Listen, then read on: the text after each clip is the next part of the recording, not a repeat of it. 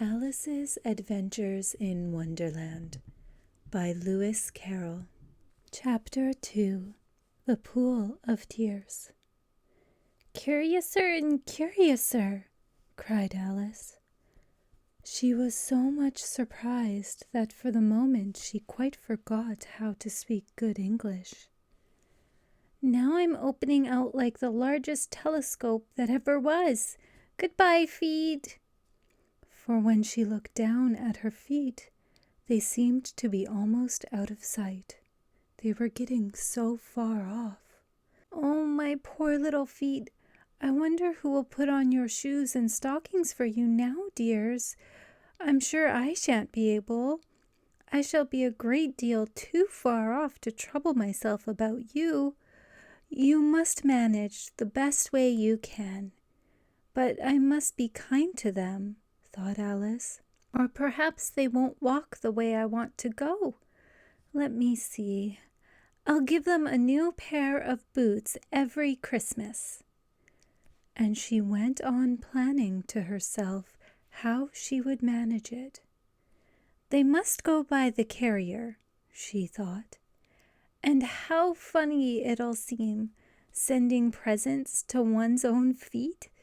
And how odd the directions will look. Alice's right foot, Esquire, Hearthrug, near the fender, with Alice's love." Oh dear, what nonsense I'm talking. Just then her head struck against the roof of the hall. In fact, she was now more than 9 feet high, and she at once took up the little golden key and hurried off to the garden door. Poor Alice!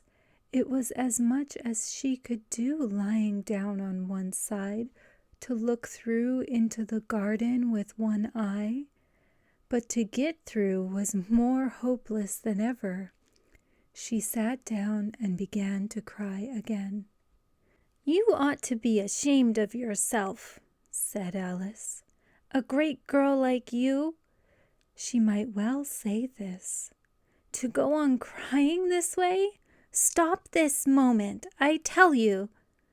But she went on all the same, shedding gallons of tears until there was a large pool all round her, about 4 inches deep and reaching half down the hall.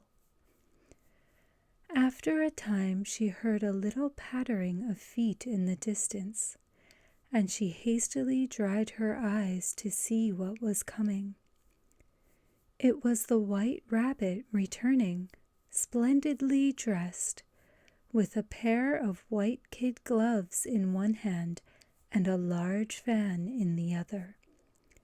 He came trotting along in a great hurry, muttering to himself as he came, "Oh, the Duchess, oh, won't she be savage if I've kept her waiting?" Alice felt so desperate that she was ready to ask help of anyone. So, when the rabbit came near her, she began in a low, timid voice, "If you please, sir." The rabbit started violently, dropped the white kid gloves and the fan, and scurried away into the darkness as hard as he could go. Alice took up the fan and gloves, and, as the hall was very hot, she kept fanning herself all the time she went on talking. "Dear, dear, how queer everything is today. And yesterday things went on just as usual. I wonder if I've been changed in the night. Let me think. Was I the same when I got up this morning? I almost think I can remember feeling a little different. But if I'm not the same, the next question is, who in the world am I? Ah, that's the great puzzle." And she began thinking over all the children she knew that were of the same age as herself, to see if she could have been changed for any of them. I'm sure I'm not Ada, she said, for her hair goes in such long ringlets, and mine doesn't go in ringlets at all. And I'm sure I can't be Mabel, for I know all sorts of things, and she knows such a very little. Besides, she's she, and I'm I. And oh dear, how puzzling it all is. I'll try if I know all the things I used to know. Let me see. 4 times 5 is 12. And 4 times 6 is 13. And 4 times 7 is... Oh dear, I shall never get to 20 at that rate. However, the multiplication table doesn't signify. Let's try geography. London is the capital of Paris, and Paris is the capital of Rome. And Rome... No, that's all wrong, I'm certain. I must have been changed for Mabel. I'll try and say, how doth the little? And she crossed her hands on her lap, as if she were saying lessons, and began to repeat it. But her voice sounded hoarse and strange, and the words did not come the same as they used to do. How doth the little crocodile improve his shining tail, and pour the waters of the Nile on every golden scale? How cheerfully he seems to grin, how neatly spread his claws, and welcome little fishes in with gently smiling jaws? Oh, I'm sure those are not the right words, said poor Alice, and her eyes filled with tears again as she went on. I must be Mabel after all, and I shall have to go and live in that poky little house, and have next to no toys to play with, and oh, ever so many lessons to learn. No, I've made up my mind about it. If I'm Mabel, I'll stay down here. It'll be no use their putting their heads down and saying, "Come up again, dear." I shall only look up and say, "Who am I, then? Tell me that first, and then if I like being that person, I'll come up. If not, I'll stay down here till I'm somebody else." But, oh dear, cried Alice with a sudden burst of tears, I do wish they would put their heads down. I'm so very tired of being all alone here. As she said this, she looked down at her hands and was surprised to see that she had put on one of the rabbit's little white kid gloves while she was talking. How can I have done that? She thought. I must be growing small again. She got up and went to the table to measure herself by it, and found that, as nearly as she could guess, she was now about 2 feet high, and was going on shrinking rapidly. She soon found out that the cause of this was the fan she was holding, and she dropped it hastily, just in time to avoid shrinking away altogether. That was a narrow escape, said Alice, a good deal frightened at the sudden change, but very glad to find herself still in existence.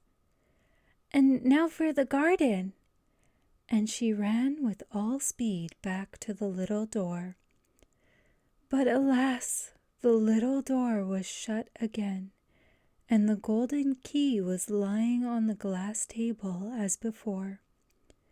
And things are worse than ever, thought the poor child, for I never was so small as this before, never, and I declare it's too bad that it is.